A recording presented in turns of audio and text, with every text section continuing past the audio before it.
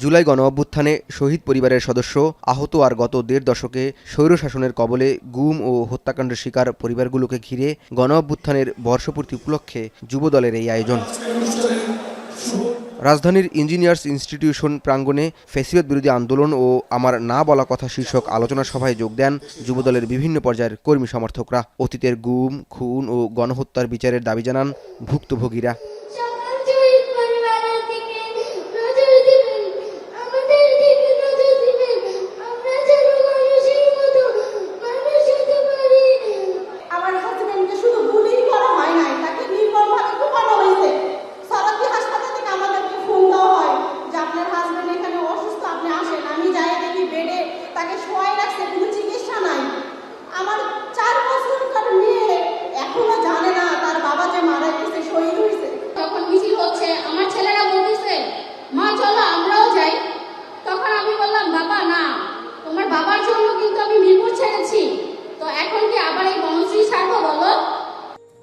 গণতন্ত্র পুনঃপ্রতিষ্ঠার সুবর্ণ সুযোগ নষ্ট করতে সরকারের ভিতরে ও বাইরে ষড়যন্ত্র হচ্ছে বলে দাবি করেন বিএনপির স্থায়ী কমিটির সদস্য মির্জা আব্বাস।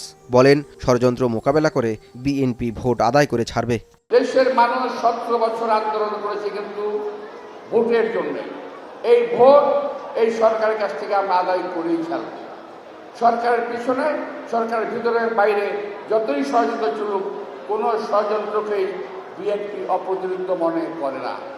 আর বিএনপি মহাসচিব মির্জা ফখরুল ইসলাম আলমগীর বলেন, দেশে অস্থিরতা সৃষ্টি করতে ষড়যন্ত্র ও চক্রান্ত চলছে। গণতন্ত্র পুনরুদ্ধারে বিএনপিকেই দায়িত্ব নিতে হবে বলেও মন্তব্য করেন তিনি। আমরা এই যে একটা সুযোগ পেয়েছি বাংলাদেশে আবার গণতন্ত্রকে তৈরি করবার, বাংলাদেশকে আবার অর্থনৈতিকভাবে সমৃদ্ধ করবার, আসুন সবাই মিলে একসাথে কাজ করে আমরা বাংলাদেশকে সেই দিকে নিয়ে যাই, মাথা উঁচু করে দাঁড়াই।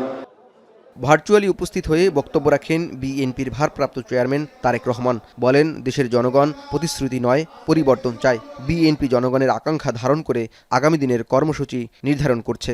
এই মুহূর্তে বাংলাদেশের মানুষ কথামালার রাজনীতি আর চাচ্ছে না। তারা একটি পরিবর্তন চাচ্ছে, প্রতিশ্রুতি চাচ্ছে না, বরং প্রতিশ্রুতির বাস্তবায়ন চাচ্ছে। জনগণ এখন সুস্থ পরিকল্পনা গ্রহণ এবং প্রতিশ্রুতির বাস্তবায়ন চায় এবং জনগণের সেই প্রত্যাশা পূরণের লক্ষ্যে বিএনপি জনগণের জীবন মান উন্নয়নের সুনির্দিষ্টভাবে কতগুলো পরিকল্পনা গ্রহণ করছে। বহু কিছু করার আছে, বাট শুরু করতে হবে এক জায়গা থেকে, এবং যেগুলো বেসিক জিনিস আমরা সেখান থেকে শুরু করতে চাই। গণতন্ত্র পুনরুদ্ধার করে অর্থনৈতিক উন্নয়নের মাধ্যমেই বিএনপি আগামী দিনের বাংলাদেশ নির্মাণ করবে বলে জানান নেতারা। জওয়াদ মাহমুদ, এখন, ঢাকা।